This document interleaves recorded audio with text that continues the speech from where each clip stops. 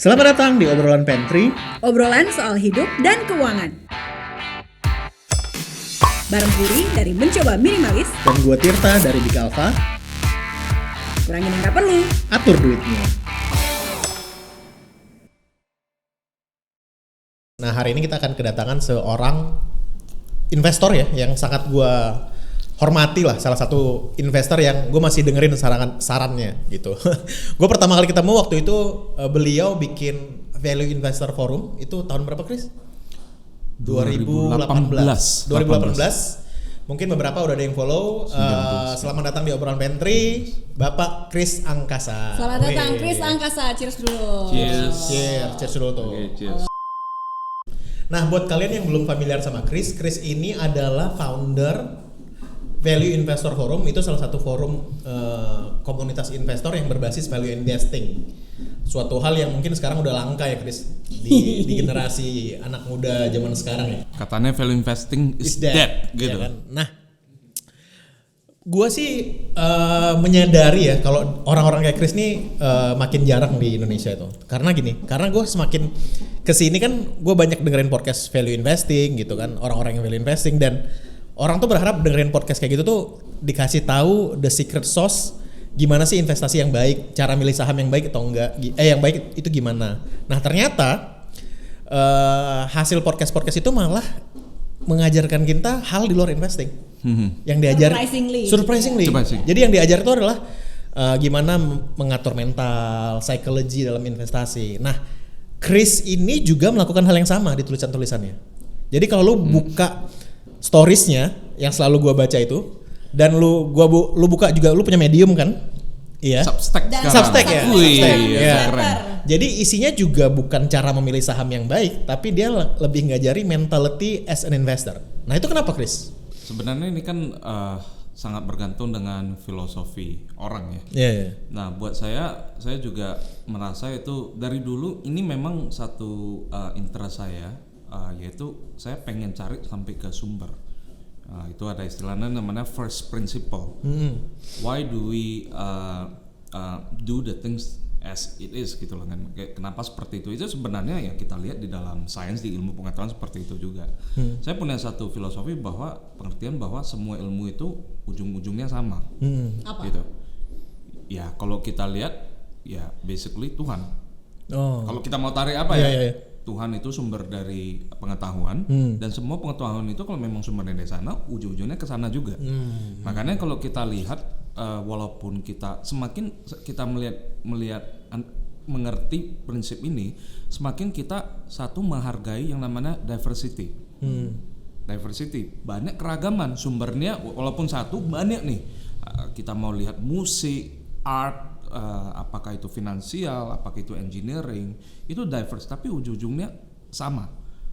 Nah, tapi pada saat yang sama kita juga sadar bahwa ada yang namanya satu kesatuan unity itu ya ujungnya Tuhan. Berarti kita ada sesuatu yang benar, ada sesuatu yang salah gitu. Nah, di dalam investasi saya percaya ini juga menjadi bagian seperti itu. Makanya ketika kita lihat, kita pelajari, ternyata banyak sekali investasi kalau kita perhatikan bukan saja soal finansial, tapi realita manusia. Realita manusia, how do we behave with money? Dan itu yang pengen lu ajarkan sebenarnya. Yang sebenarnya bukan saja saya ajarkan, sebenarnya saya pengen cari dulu. Nah, ketika ketemu nih, ini menarik nih kalau misalnya saya bagikan. Gua sendiri pribadi merasa kalau kita bisa mengerti sesuatu itu dan kita hidupin, itu jauh lebih mudah. Makanya hari ini kalau misalnya saya disuruh kalau saya disuruh trading, saya susah. Walaupun saya tahu mungkin ada orang yang di luar sana yang benar-benar mikirin ini gimana dalam konteks yang besar. Karena prinsipnya trading dengan prinsipnya investasi itu benar-benar bisa dibilang sering sekali bertolak belakang. Nah, buat saya investasi itu sebenarnya very simple. Apa yang sebenarnya di-optimize yaitu time arbitrage. Soal waktu. Sedangkan di trading enggak. Justru waktu itu dikompres sebisa mungkin Secepat sependek mungkin. Nanti kita bisa, kalau if we want to go deeper we can talk about kenapa saya bilang investasi itu time arbitrage. Jadi sebenarnya kita harus belajar gimana sabar, gimana imagine ourselves, detach ourselves to the present. Ini beda sama mindfulness ya. Sekarang kan live in the presence. Nah, kalau hari ini Anda live the present, waduh krisis, ini banking crisis, waduh ini ada apa? Itu kita jadi nggak bisa beroperate as an investor. Dengan lo bilang sempat apa, tapi ini bukan mindfulness. Sebenarnya gue agak merasa ada elemen mindfulness walaupun lo nggak ngomong kayak gitu gitu ya. Kalau gue lebih tertarik menambahkan ke obrolan yang tak tentu arah ini ya. Gak apa-apa, maksudnya biarin aja kita ngobrol gitu. Dulu tuh konteks kalau lo dulu ketemu Chris waktu di Value Investing Forum, gue ketemu dia tuh statusnya masih Bapak CEO gitu. Jadi gue kerja di sebuah coworking space waktu itu namanya masih Clapham gitu kan di Medan. Terus hadirlah bapak ini gitu, terus dia ngebantuin event gue di FOH gitu. Kok ini orang turun tangan banget gitu ya, sampai gue harus nanya sama orang lain itu siapa gitu. Oh ini yang punya gitu. Terus sih kayak udah nih, terus kayak itu adalah menurut gue leader itu nggak pandang lo siapa, pokoknya lo selesain masalah aja di situ. Jadi kalau lo ngobrol tadi panjang kali lebar soal gue bisa ngapain dengan ini, gue bisa lihat value itu dari Chris. Terus akhirnya kita ngobrol background lo gitu, lo belajar engineering sebenarnya dari awal. Abis itu dalam perjalanannya udah ke London ke segala macam, lo belajar Christian apologetics. Gue nggak ngerti bagaimana menerjemahkannya ya. Plus tadi gue bisa melihat passion lo bahwa berketuhanan, terus berkelimpahan. Tapi untuk orang yang saya tidak percaya Tuhan, tapi saya mau cuan tuh gimana gitu? Maksud gue, apakah ada cara lain memaknai investasi gitu ya, supaya bawa berkah ke longevity, ke masa depan dan ke orang banyak gitu. Gimana? How do you operate and navigate that faith lawan technical skills lawan bisnis gitu? Saya percaya tuh hidup kita di driven belief. Kepercayaan. Kalau motivator bilangnya mindset kan. Sebenarnya jauh di dalam itu kan ada belief, ada asumsi-asumsi yang terkadang kita nggak pernah nanya karena dari dulu mungkin pengaruh lingkungan kita. Nah, berdasarkan asumsi yang core ini baru mengalir nih semua action kita. Terkadang action kita berlawanan. Kadang kita percaya ada Tuhan tapi dosa juga kan. Terkadang tapi karena kepercayaan kita ada, terkadang kita feel wah nggak match gini, nggak nyatu gitu kan. Atau ada orang yang percaya sama Tuhan tapi memang belum dalam hidup trajektori hidupnya dia belum dapet nih kayak wah kenapa Tuhan itu relevan atau kepercayaan gue gitu. Sebenarnya itu sesuatu yang sangat apa ya, sangat istilahnya sangat subtle, very personal. Dulu kan gue ketemu banyak di banyak platform tapi belum banyak yang tahu your investment journey itu dari awal tuh gimana sih Chris? Bisa nggak diceritain itu dari awal gimana? Nah, saya sebenarnya mulai dengan sangat istilahnya ketika saya sangat muda, karena saya itu family business, bagian dari part of family business.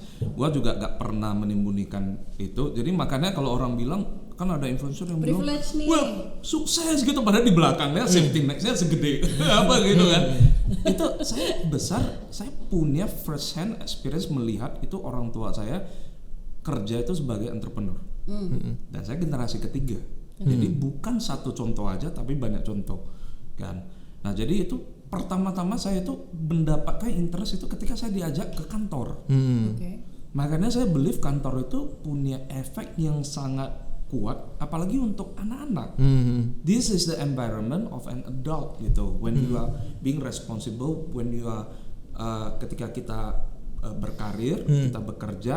Nah, waktu di kantor ya dibilangin, ya ini kerjaan bapakmu yang bisa kasih lu makan. Dari saya sama anak saya, I have a 7-year-old, that's what I did juga. Kan? Saya bilang sama dia, ini papa kerja untuk ini, dikasih environment kantor. Jadi sejak kecil dia udah ada. Jadi lu dari kecil udah diajak ke kantor gitu? Udah. Itu usia berapa? Masih ingat gak? Nempelnya tuh saya nggak tahu kan. Nah sekarang kan waktu di Clapham dulu karena co-working space, we make it as child friendly. Karena kan hari ini kalau kita bawa anak ke kantor, orang itu kayak, this is not a place for child gitu, kecuali lo anak bos gitu kan. Nah atau environment co-working space yang sebenarnya kita bisa desain. Jadi some of our member yang udah pernah ketemu anak saya, dia tahu, anak itu belajar berinteraksi dengan orang lain. Dan mungkin yang kedua yang terjadi, saya diajak ke pabrik. Nah mulai kita itu mulai belajar nih. Dan ini kalau hari ini anak saya bawa ke restoran. Karena sekarang kan bisnis burger. Jadi dia mempunyai kayak, gue jadi mempunyai satu kerangka, ternyata misalnya ada donat ini. Donat ini ada prosesnya, ada added value-nya. Nah pelan-pelan saya jadi menarik, tertarik dong. Setiap kali misalnya saya ke toko foto nih, dulu kan ada kan toko foto, belakangnya kira-kira kayak apa, curiosity-nya terbangun. Kayak misalnya ada movie star gitu, lihat film, ada business movie, belakangnya seperti apa. Nah dari sana gue mulai lihat, ada bisnisnya, curiosity itu ada. Investasi hanya mulai masuk kerangka saya, dunia saya itu 2007 ketika saya 21-22. 2007 berarti it's your first stock. First stock. Ya. Indonesian bukan market di US. Waktu itu saya di Amerika. Jadi saya tahun ketiga. Kalau nggak salah, saya mungkin secara waktu udah, tapi saya di sana saya udah mulai baca business magazine. Itu kan banyak cerita kan, tapi walaupun tidak sedetail atau tidak udah dipoles loh. Nah itu saya masih ingat saham pertama saya itu Apple sama Qualcomm. Wow. Kenapa waktu itu pertimbangan untuk ambil itu? Baca majalah. Oke, jadi dari 2007 ya, berarti udah hampir 16 tahun yang lalu ya. 16 tahun yang lalu. Akhirnya pertama kali lu memutuskan untuk mulai beli saham di Indonesia tahun? Kalau dari saham mungkin 2000, waktu saya mulai pulang 2011-12. Dari And the game is the same. It's the same, it's basically the same. Terus dari situ lu baru mendirikan Indonesia Value Investor Forum. Itu tahun berapa berdirinya? Itu sebenarnya bukan mendirikan, itu sebenarnya karena saya merasa kesepian ya. Kok value investing dikit gitu kan. Nggak ada komunitasnya gitu ya. Karena memang secara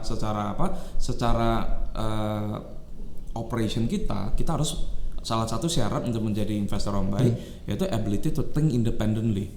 Jadi untuk ngumpul bareng itu sebenarnya nggak boleh terlalu sering. Bener, nanti takutnya jadi bias ya. Ya, jadi hard behavior. Walaupun ada orang yang merasa ya udah kalau ada temen itu lebih enak ngobrol. Nah itu jadi itu kita buat komunitas itu sebenarnya mulai mungkin 2014. 2013 itu bersama dengan Stockbit. Awalnya di Stockbit itu saya nggak tahu Stockbit itu kapan ya, tapi kita ngobrol-ngobrol ya udah ngumpul. Itu meeting pertama saya masih ada fotonya, itu sekitar 8 atau 9 orang. Oke. Dari situ berdirilah Indonesia Value Investor Forum yang sekarang anggotanya udah? Forumnya belum. Jadi sekarang emang komunitas? Forumnya belum. Jadi cuma satu WhatsApp grup. Ya udah ketemu. Nah, tiap tahun kita buat sampai 2018, kita ketemu di 2019 seharusnya. Kita waktu itu ya? Iya. 2018 itu masih peserta kita sekitar 50 orang. Sekarang berapa, Chris? Sekarang masih di 2019. Karena ini formatnya waktu itu saya bukanlah satu komunitas yang istilahnya cek terus, ya udah setahun sekali, habis itu bubar. Iya. Berarti nggak terorganisir secara rutin ya? Karena itu bukan istilahnya, saya percaya mungkin kalau komunitas-komunitas yang perlu lebih intens itu ada orang lain. Mungkin kayak kita itu setahun sekali ya udah cukup. Karena we are not trying to do more than that. Gua juga nggak mau monetize. Gua cuma istilahnya kayak gua selalu bilang filosofi papa petunjuk, signpost. Kita itu ada yang tugasnya mengajar, ada yang tugasnya signpost saja. Kayak misalnya di forum itu kita bisa ketemu, ada ini, ada resources ini, silakan cari sendiri. Karena ketika kita ke event yang sifatnya kayak conference, kayak misalnya forum, itu tujuannya bukan untuk belajar mendalam, tujuannya untuk kayak berjejaring, open for of war gitu kan. Wah kelihatan nih ini map baru kebuka. Nah silakan explore sendiri. Personally, what makes you choose value investing, Chris? Maksudnya kan ada banyak metode trading lah, swing trading, investment sendiri ada jalurnya. Kenapa lu particular? Jadi lucunya waktu saya mulai dulu, saya lebih condong ke technical trading. Nah jadi interestingly saya itu sebenarnya mulai dari trading dulu. Kan karena itu kalau hari ini kalau kita lihat literatur di luar jauh lebih banyak yang untuk mempelajari trading daripada investing. Dan kalau dilihat ada alasannya karena jauh lebih mudah untuk mengajarkan trading. Betul. Di sini daripada juga baca laporan keuangan betul. kan. Di Indonesia juga seperti itu kan? Iya. Benar-benar. Nah, jadi kalau orang lagi menarik otomatis lebih mudah ketemu dulu yang ini semua. Nah, tapi yang saya lakukan dulu karena gue udah waktu itu udah mulai kayaknya value investing is itu jalan ninja saya lah istilahnya kan. Yeah. Nah, tapi sebelum pergi saya coba pengen let me try the best karena semua with all that I've learned kan, gue mau coba lagi very scientific atau ya mau bilang scientific atau enggak. Gue buat journaling trading gue selama 6 bulan atau 1 tahun. Gue journaling satu persatu. Kenapa saya beli, kenapa saya jual. Kemudian akhir period itu gue lihat hasilnya seperti apa. Nah, ketika saya lihat hasilnya, I do better than average. Tapi saya nggak tahu apakah itu karena luck atau karena leverage. Karena return gue bisa lebih besar dari market. Itu mungkin karena leverage, karena turnover gue juga lebih tinggi. Tapi kalau misalnya kalau lagi sial harusnya downside itu bisa 2 kali lipat. Betul. Benar kan? Nah, tapi yang pasti itu kedua cost-nya itu luar biasa tinggi, hampir 30-40%. Dan gue rasa this is not the route that I want to take. Karena gue pasti tanya dengan diri saya sendiri, 10 tahun lagi kalau gue punya duit segini, gue masih akan trading nggak? Nah, banyak orang yang berpikir yang ngomong gini ya, sering duit kecil trading dulu, duit besar investasi. Nah, kalau begitu kenapa nggak dari awal? Iya, langsung aja mindset duit gede. Iya. Kan? Duit kecilnya kalau lu mau duit kecil, fokus di earning power. Benar. Lu mau kerja di mana ya jauh lebih mudah daripada trading setiap hari itu loh kan. Okay. Jadi I think that itu kenapa yang saya rasa ini sesuatu yang perlu dipikirkan, is trading for you. Gimana investment thought process lu seperti apa? Misalnya lu pengen beli saham nih, lu gimana dulu nih? Pertama dapat whistleblower kayak dari seseorang. Ya. Oh, ini saham ini bagus, terus lu riset. Prosesnya seperti apa? Baca annual report dulu, baca googling dulu apa? Gimana sampai akhirnya gue beli nih gitu. Nah, analoginya kalau kita beli mobil bekas, prosesnya seperti apa? Ya kalau mau dibilang ketika kita beli mobil bekas itu, decision itu cuma satu momen. Nah, tapi kalau misalnya hari ini kalau Anda dibilang berani gak beli Innova 300 juta misalnya, Anda juga harus sudah tahu Innova kan? Iya. There's like I don't know, ada orang yang udah tahu Innova 10 tahun, ada yang tahu 1 tahun, dan ada orang yang tahu Innova itu dari rekomendasi temen, ada yang tahu dari komunitas, ada yang tahu dari baca, secara logis spek sheet. Jadi itu sebenarnya itu gak ada satu approach yang benar. Nah, tapi buat saya gini, kalau di dalam investasi, pertama yang paling penting buat saya itu untuk set fokus dulu, kecil dulu satu sektor. Biasanya ketika Anda orang mau mulai, dia itu pasti harus mulai dari yang dia ngerti dulu. Kalau dia tidak ngerti, kemudian kita masuk ke dunia misalnya mobil bekas, Anda gak tahu mobil, Anda pasti kalah kalau soal harga. Lo percaya kalau cari informasi sendiri itu adalah dengan baca untuk lo sendiri, baca atau dengan rekomendasi news atau apa? You don't have to choose. Okay. Nah, cuma saya tahu gini, kalau saya dapat sesuatu dari news, most likely orang lain juga dapat dari news kan? Let's say gue akan bilang, Chris, kayaknya menurut gue saham ABC D bagus nih. Nah, bagus karena apa? Apakah karena beritanya itu sesuatu yang short term atau sesuatu yang will cause changes to the company permanently? Jadi lu dapat pertama kali dapat whisper itu, terus lu akan lari kemana? Akan belajar industrinya dulu? Mikir dulu. Karena kebanyakan ini dengan asumsi saya udah familiar sama perusahaannya. Kalau saya gak familiar, I cannot make a judgment. I will not do anything. Even they say kalau ini ada sentimen bagus nih, minggu depan dia bakal naik.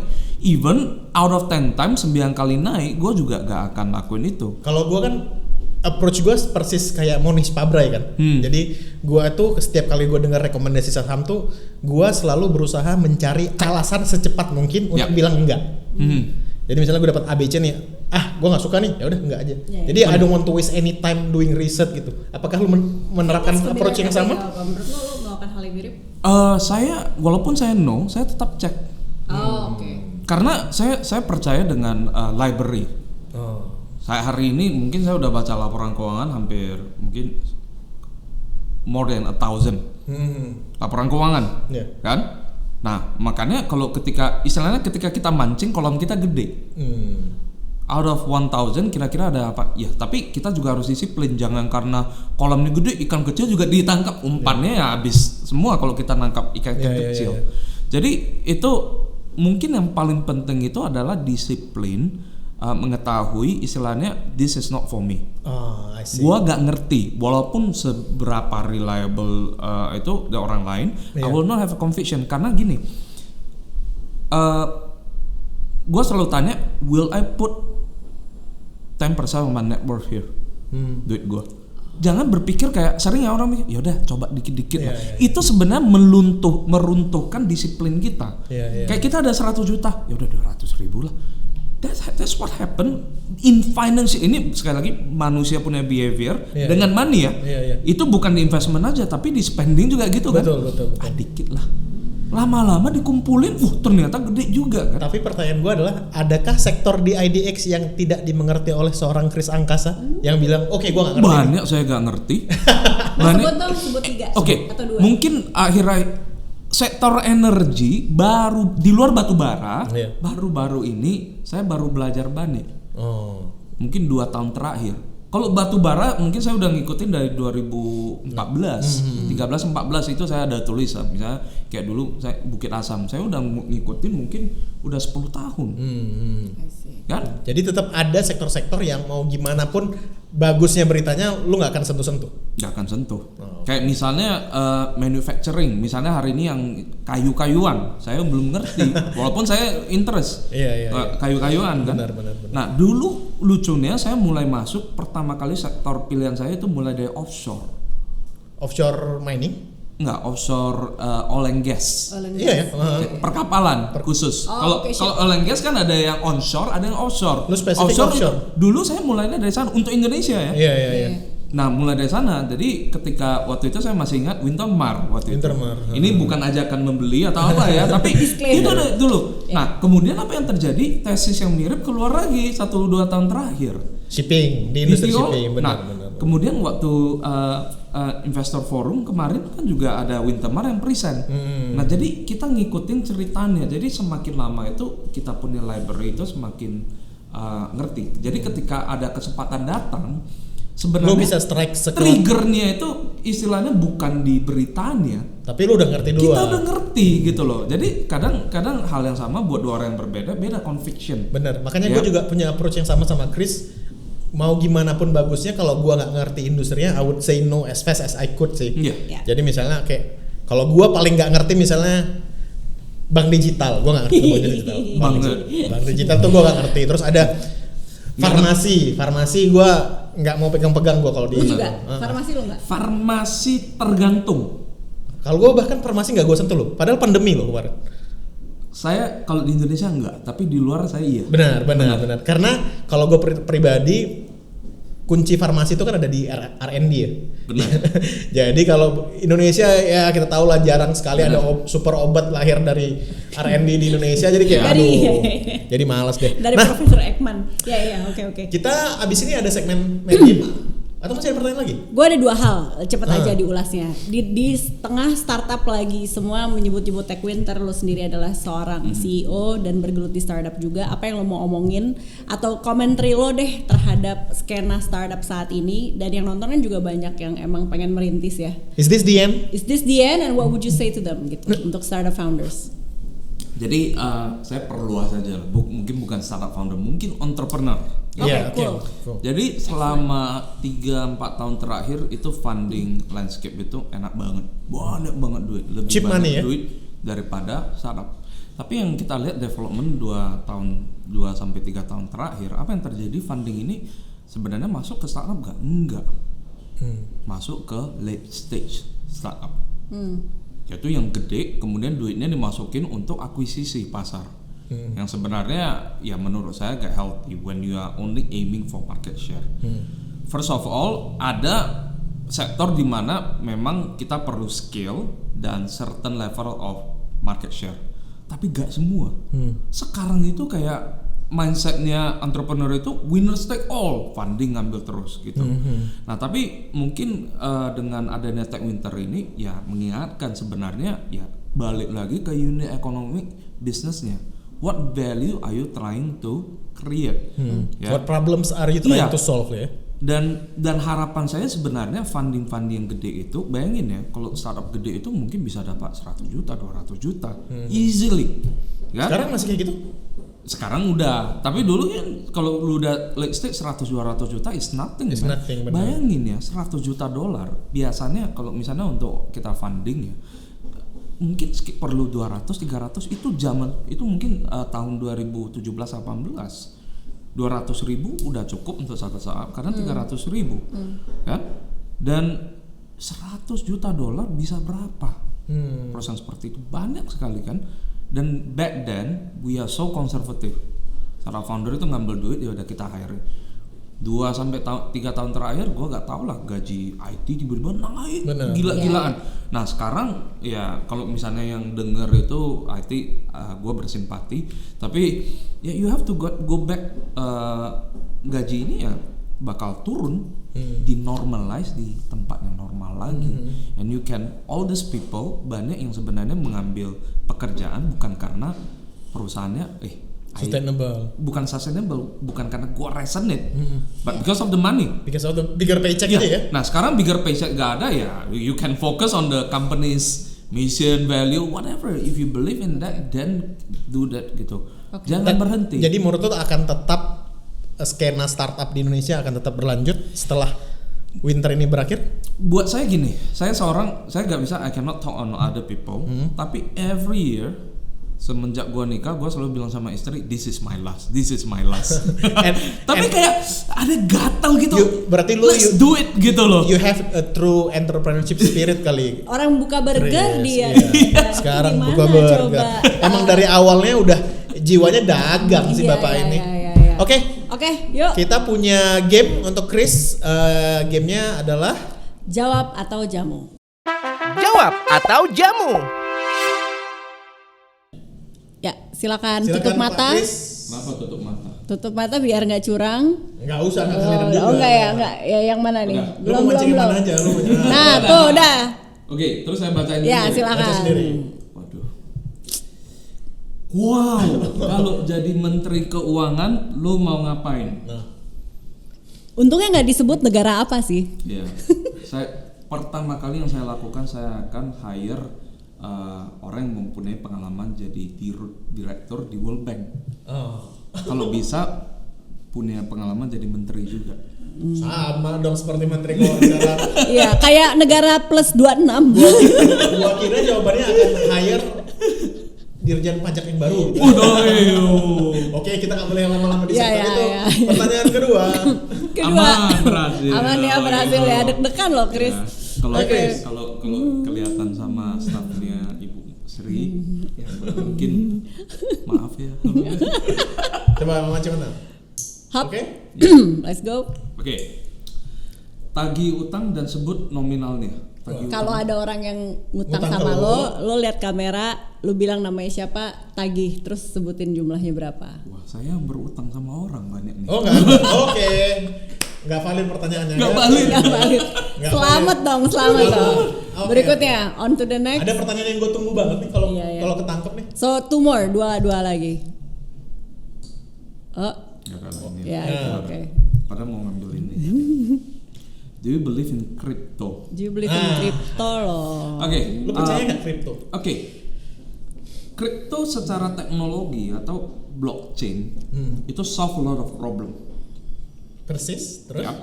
Tapi crypto untuk aplikasi udah masuk dalam finansial, I think is still very very early. Karena crypto itu saya rasa mereka itu kan ada sekumpulan orang yang sangat idealis. Kita mau solve financial problem, yang di solve adalah struktural tanpa mengadres human behaviornya, psikologinya. Benar.